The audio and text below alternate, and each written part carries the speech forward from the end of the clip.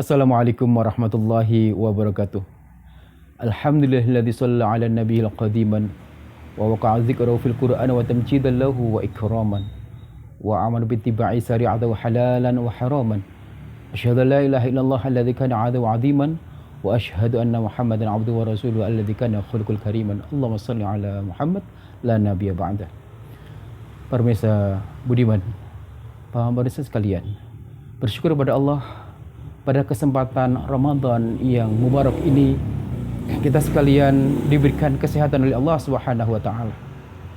Allah berikan anugerah yang agung dalam bisa melaksanakan ibadah puasa Ramadan dan rangkaian ibadah Ramadan.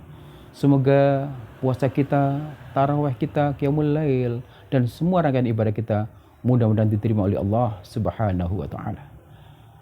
Pemirsa sekalian yang budiman, ada 6 proses penggembelengan pendadaran di bulan Ramadan ini. Yang pertama, yang disebut dengan tazkiyatul qalbi, adalah pensucian jiwa, di mana proses ini seperti halnya ulat yang ada dalam kepompong, kemudian dia akan terlahir muncul menjadi kupu-kupu. Itulah proses yang akan kita alami dengan man qama ramadanan imanan wa ihtisaban, man shoma ramadanan imanan wa ihtisaban. Barang siapa yang berdiri qiyamul lail dengan penuh keimanan dan ihtisab, barang siapa yang berpuasa Ramadan dengan penuh keimanan dan ihtisab, ghuffira ma taqaddama min dzambik, maka Allah akan mengampuni dosa-dosanya. Dia akan terlahir suci kembali. Inilah proses yang namanya tazkiyatul qalbi. Yang kedua jemaah, para pemirsa sekalian, adalah janibir ruhiyah. Ada perubahan aspek rohaniyah, di mana di saat Ramadan yang biasanya sepi-sepi saja di waktu Isya dan subuh, ketika Isya dan subuh bangkit jiwa hamba Allah itu. An afqala 'alal munafiqin salatul Isya wa salatul fajr. Sesungguhnya salat yang paling berat bagi orang munafik adalah salat Isya dan salat subuh. Nyata ketika Ramadan, subuh dan Isya diburu.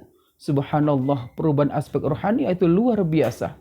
Maka menjadikan sebuah pembiasaan, pembelajaran, penggembelengan diri untuk 11 bulan ke depan lebih baik. Para pemirsa yang budiman, yang ketiga adalah al-iradah, adalah penggembelengan diri. Ada 2 bentuk. Yang pertama adalah sabru ala ta'at, yang kedua sabru alal ma'siyat. Sabar digembleng untuk taat kepada Allah dan sabar untuk tidak bermaksiat.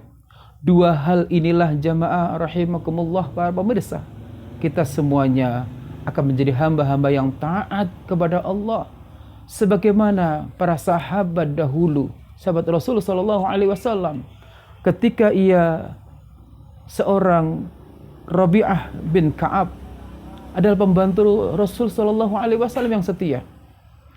Di suatu saat Rabi'ah ini ditanya, "Wahai Rabi'ah, apa yang engkau minta padaku?" Dia permintaannya satu, semoga bisa mendampingi Rasul kelak di surga. "Wahai Rabi'ah bin Ka'ab, bantulah aku untuk bisa memenuhi permintaanmu." "Apa ya Rasul?" "Perbanyaklah sholat sunnah." Maka ketika kita semuanya di bulan Ramadan perbanyak taraweh, qiyamul lail, kemudian kita perbanyak sholat-sholat sunnah yang lain dengan sholat duha, rawatib dan sebagainya, sesungguhnya kita semuanya melakukan ibadah yang sangat murah daripada ibadah yang lain. Sholat itulah ibadah yang paling murah dibanding dengan zakat, haji. Maka sungguh orang yang akan masuk surga adalah dia yang banyak sunnah-sunnahnya. Jemaah para pemirsa sekalian, maka ada proses yang selanjutnya adalah jihadun nafs, yaitu memerangi jihad untuk diri sendiri. Seseorang yang memiliki jihad pada diri sendiri Ada al-kaisu man dana nafsahu wa amila lima ba'dal maut.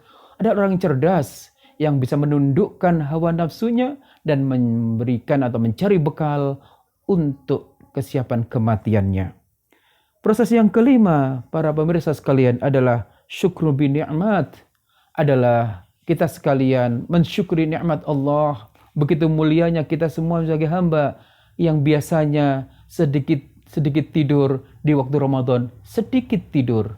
Biasanya di luar Ramadan sedikit sedekah, di dalam Ramadan sedikit sedekah. Adalah semua itu kesyukuran nikmat yang Allah berikan, nikmat umur, nikmat kesehatan, dan kita semuanya diberikan kesehatan. Di masa pandemik ini kita semuanya bisa melakukan ibadah adalah kenikmatan. Dibanding Ramadan yang lalu, kita sulit untuk bisa berjamaah karena masa pandemik itu. Mari kita syukuri nikmat Allah. Dan terakhir adalah proses keenam, hikmatul ijtimaiyah, adalah manfaat sosial. Di mana kita semuanya beribadah, membuahkan proses-proses, yaitu aspek yang dimana dimensi spiritual hasil dari ibadah itu, dengan interaksi sosial, dengan munculnya jiwa-jiwa yang baik di bulan Ramadan, maka kecerdasan sosial, kesolehan sosial muncul dalam kehidupan kita sekalian. Sebagaimana kita semua kepekaan di masa pandemik ini adalah bukti sebagai hamba yang kesolehan sosialnya tinggi. Semoga Allah Subhanahu wa taala memberikan hidayah, melimpahkan nikmat, melimpahkan ampunan, dan mengabulkan doa-doa kita di bulan Ramadan ini, dan Allah karuniakan kita menjadi hamba-hamba yang nanti berakhir dengan husnul khatimah. Aqulu qali hadza fastaghfiru innahu wal ghafurur rahim. Assalamualaikum warahmatullahi wabarakatuh.